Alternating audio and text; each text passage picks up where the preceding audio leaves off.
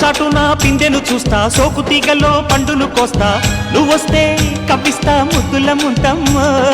ఉక్కపోతకి ఊపిరి పోస్తా, పక్క మేకకు పంట కట్టిస్తా, ముద్దిస్తే బుక్కిస్తా మధ్యల మోతయ్యో.